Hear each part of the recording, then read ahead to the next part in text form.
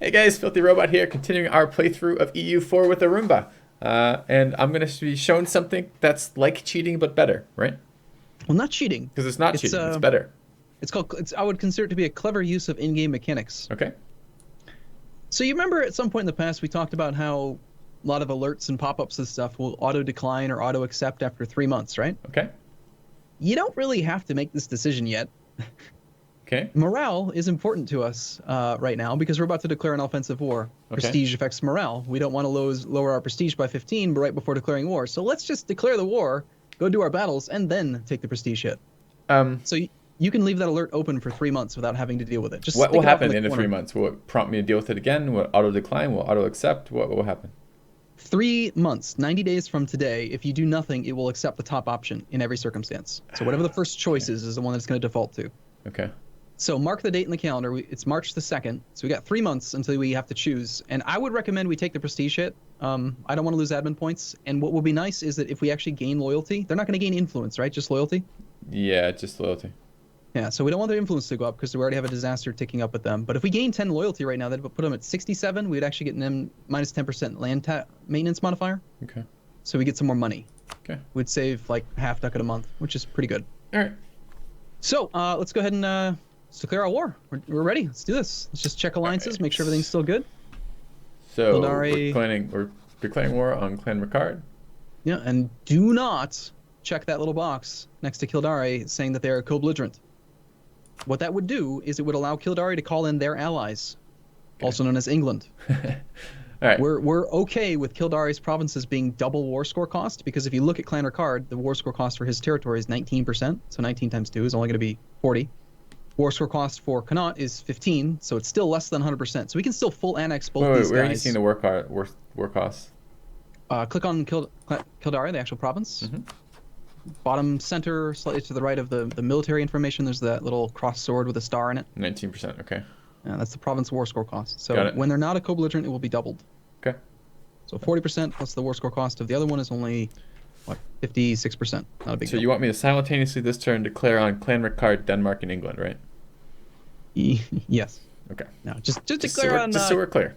I Clan don't want Ricard. I don't want to screw up anything on this one. All right. I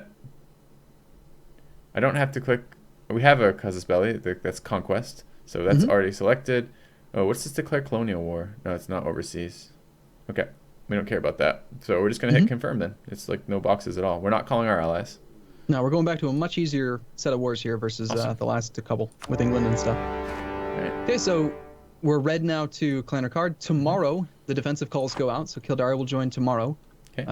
Obviously, you're going to want to segregate these two armies, so immediately go smash the army in Clan Ricard. You only need to deploy, what, 6 infantry plus the cavalry? Okay, but we only have 2 cav, so we're not gonna be able to use 2 cav on both armies, right? Yeah, So I would would you just do 1 send and 1? I would send 6 infantry plus the cav at Connaught, Clan Ricard. Okay. Leave the other infantry in Sligo. As soon as that battle's over, march the cavalry back to Sligo and have the fresh infantry that didn't participate in the previous battle go kill the army in Kildare. Okay. Create new We'll go down to units. speed 2. And, Hold on just a second. Let me just grab this is your these. war. My war. Get the war Yeah. with all the wimpy stuff. All right. How many was there? Huh. They had a 6 stack. So if I bring 6 infantry and 2 cav, that should be fine. Mhm. Okay. And I want to leave. I want to keep the general. I want to keep the general with the attacking army. I don't know why that actually matters, but I'm going. I mean, I do. I understand why the bonuses are. I guess I don't really care which position the general's in, except it makes it a little bit more annoying to do these. Is there any way to like? No, probably not. Okay, I see how many I have here. 9 still. I just want 6. Okay, I think that's 6 and 2 and 9. So I should say, I can close this now, and I can select that unit and go there. Yeah. Okay. Yeah, looks good. So we're Alright. going to be taking a terrain penalty. We have equal tech. He hasn't unlocked any ideas. He's a military tech 5 to our tech 5. We have a pretty sizable morale advantage. And remember, we've got 3 months to win both these battles. So March the 2nd. Let's go ahead and unbuzz. Come on, Wallace. Oh, I didn't send my guy to Kildare. I assumed he was coming our way. The Our second. guy to Kildare. Yeah, I didn't. So I split the army in half. I sent half our army to Clan Ricard. I didn't send the other army anywhere. So I guess now we can see where he's marching. He's marching on Limerick, so we could go to Limerick and try to engage there. Is that what you did with him? No, I was just checking to see how quickly our army could get there. If we could get there before him, then we could potentially be the defender, which would be 15th good. of March. We'd get And the there. other possibility 16th. was that if we could get there before him, we could probably scare him into just canceling his move order and just staying in Kildare. Just sit there, Kildare. Wait your turn. We'll kill you in a second. Well, I Is mean, the we're goal. probably going to be done that battle by the time he arrives. Exactly. Yeah, I would just wait. Just Okay. stick with the same plan. If he does actually manage to get to reinforce the fight, you just deploy the other 9 infantry into the fight. Okay. No big deal. Okay. I want to Let's watch see this how battle. how's Wallace 7 the to Girthy begin with? faring. For shock phase is a 7 minus 1, so 6 versus a 4. Very good. Good job, Wallace. You are still on higher. And shitty. Next round. And Okay. he won. And he stack wiped. Awesome. And the other army is locked, arriving in 4 days. We're the defender in... Awesome. Actually, no. Should we now just send our existing army in Sligo to Kildare? Just start sieging it? Yeah, I would deploy 4 infantry to Kildare right now, so you can actually see he's training an infantry there. So deploy 4 so that he can't train it and to start the siege. Would be a good idea. And again, we're doing 3 times the fort level plus 1 to avoid disease outbreaks. Why didn't it split this? Damn it. Oh, it did split it. Okay. And then probably just send the other 5 infantry to Connaught to actually help out with the battle that's going to happen soon. Okay. All right. Let's try. Looks good. Good. What do you want to do with your spare diplomat right now? We're gonna need that for anything. Is there any part of the war process we're negotiating peace does, right? But we're not gonna be negotiating peace till we've sieged this shit out, right? Right. I'd probably just stick him back on spy network strength with England. Do it. He's the next war. Either we could get one more claim before the war with England, or we'll have more spy network strength against England for the war with England, so we have better siege speed, and then when we're done with the war, we use it all to buy claims after the fact. Okay. But Wallace just rolled a 0. He's fired. Yeah. Murder him. Versus a 9 too. 3 versus a 9 in the shop? Come on, Wallace.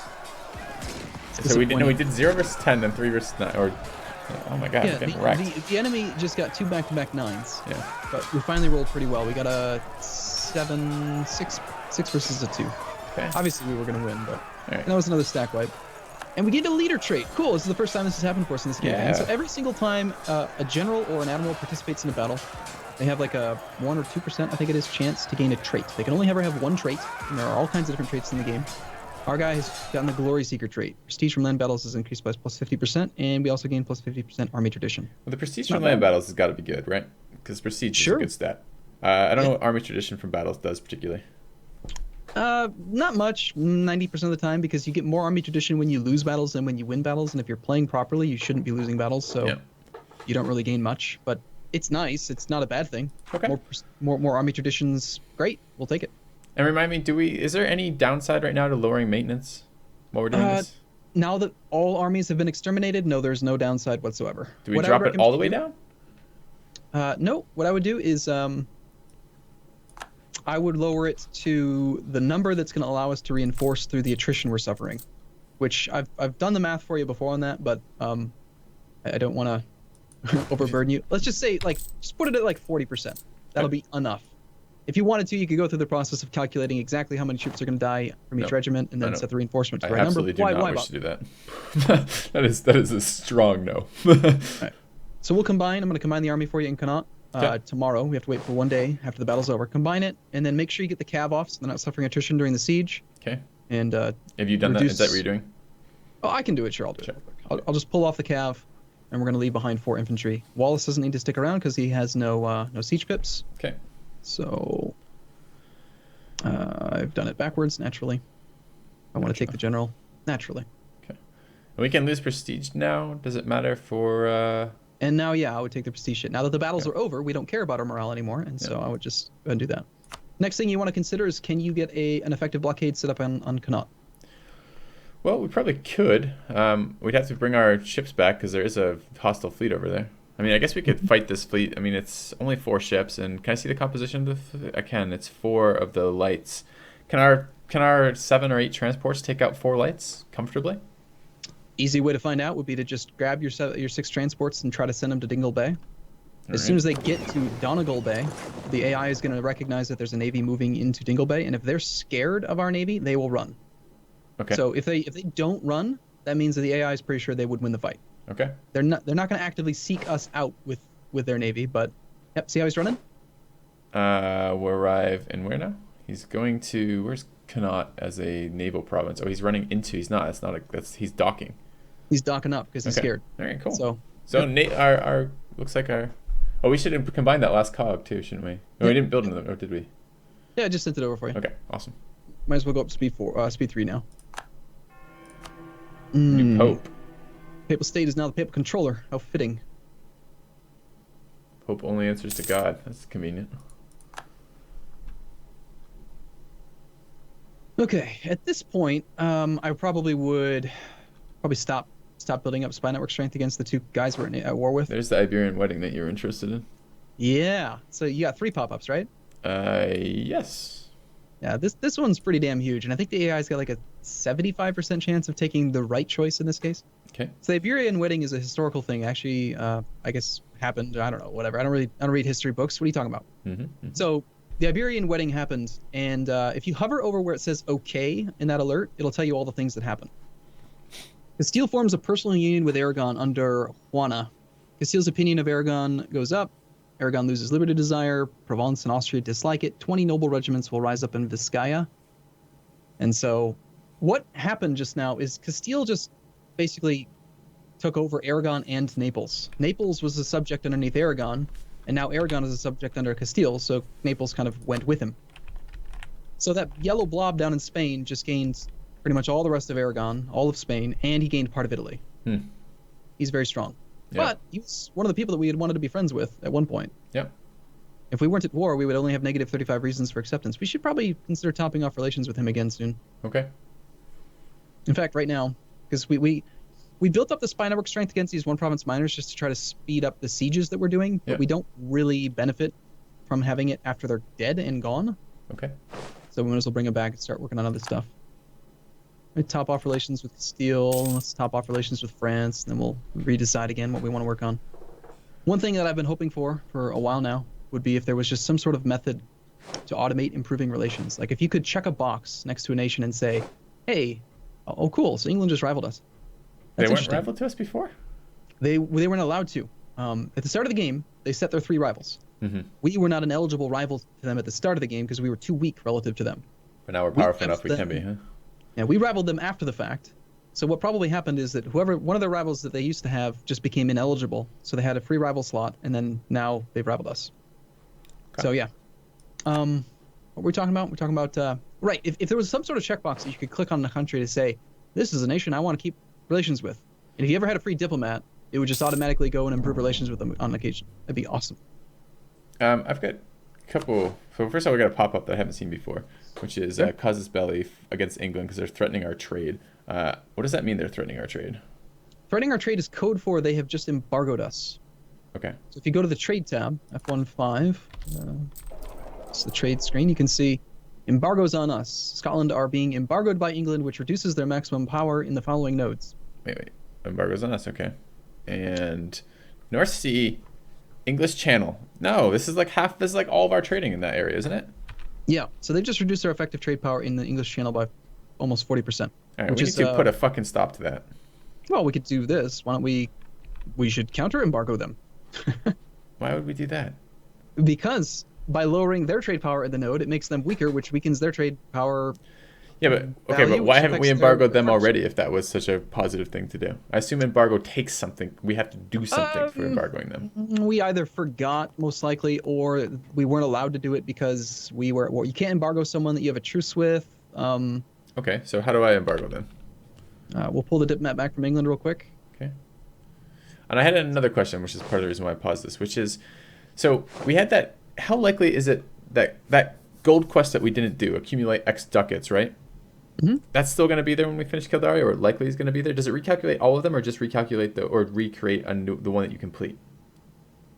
It recalculates it. Think about it like this: there's like maybe 20 different available missions, and it puts the 3 that are the best based on your current circumstances. So we might get that again then. That gold one is likely to happen again. Yeah, it's a great mission. We're going to do it. Yeah, no. Well, but hold on, because will we be eligible to do it even if we had more gold than that already? Yes. So here's this is another one of those little tricky things you can do. Remember how if you spent all your manpower by queuing up army units and then cancel it, you could get your manpower back and you could do the manpower mission? Yeah, you're going to suggest spending our gold to to be under that and canceling. Okay, I was gonna suggest something similar, which was, would we maybe postpone one of the sieges, because when we finish taking these, we're gonna get a chunk of cash, right? Yeah, but we could just queue up a ton of units. Yeah, okay, but and that's do it the same kind of instantaneously. idea, Yeah. right? Which is to trigger the mission. Okay, cool. Yeah, we want that extra 10 prestige. Absolutely, it's a great idea. All right, so how do we embargo? So our guy's back. Right click on England. Yeah. And down there under economy actions, you've got transfer trade power, issue embargo, etc. Now, let's just briefly talk about what an embargo does. Embargo takes the trade power that you have in a specific node, compares it against the trade power that the target nation has in that node, and depending on how much you have versus how much they have, it affects the strength of your embargo. You having more power means your embargo is stronger. You're basically kicking them out of the node. You're always allowed to to embargo your rivals for free.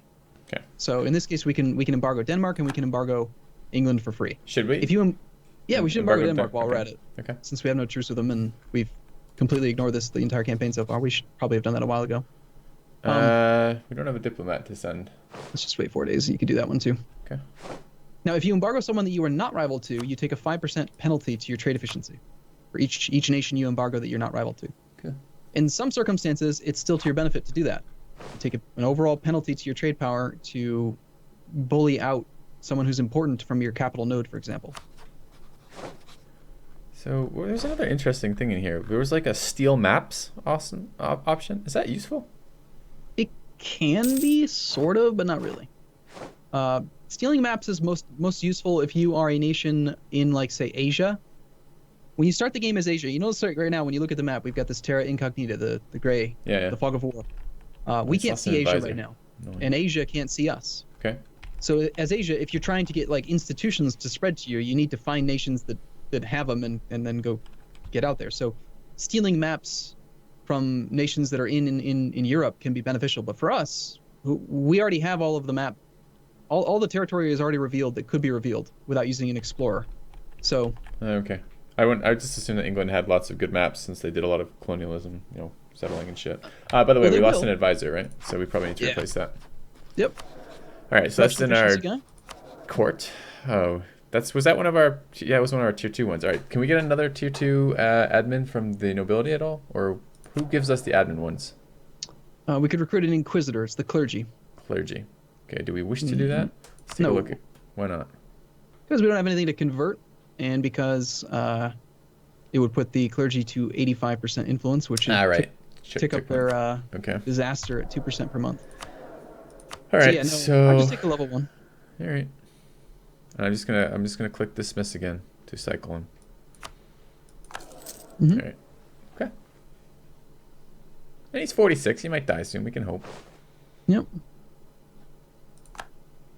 Siege of Kildare is over. Okay. Oops. I just sent your diplomat away. You probably need him right now. Okay. No reason to stay at war with Kildare. Let's go ahead and piece him out. Okay.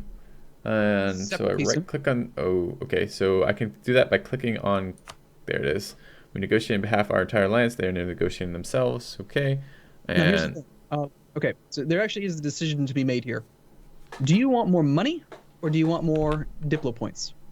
Let's take a look. Diplo points are what we're purchasing our, is that the one that we're purchasing traders with? Our trade ideas with? Diplo? Yes. Yep. Yeah, so those are pretty valuable to us.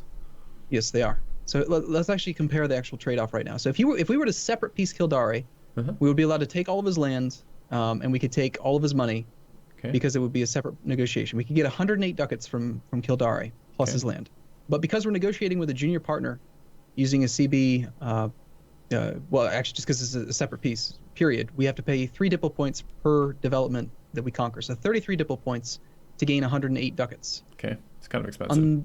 On the other hand, if we were to negotiate with the war leader, because we have a claim on both provinces, and the casus belli we used was conquest, we could take both provinces in the peace deal, and pay 0 Diplo points, and we would get 141 gold from Clan Ricard. Yeah, we should do that. That's cheaper. The trade-off is 141 gold with 0 dip, or 250 or whatever it was with 33. Yeah. 33 dip costs. I think unless there's some hidden thing we can do with gold I don't know about right now. Do we need a lot of gold right now? Or are you going to talk to me about development and building buildings at some point? Does that cost gold? Yeah, that's a huge gold sink is for buildings. We do have some very high development provinces that could really benefit from a cathedral or whatever they're called right now, temples. Okay. It would be nice to be able to build those, but it's up to you. I'll leave it up to you. I just wanted to point it out, something to consider. The fact you're suggesting it makes me I'm going to metagame your timing on this suggestion and assume that you were actually pointing this out because you value the Diplo points here and you hadn't thought to tell me earlier. Well, think about it like this. When we look at our diplomatic advisor, we're earning 2 Diplo points per month at a cost of 2.28 ducats.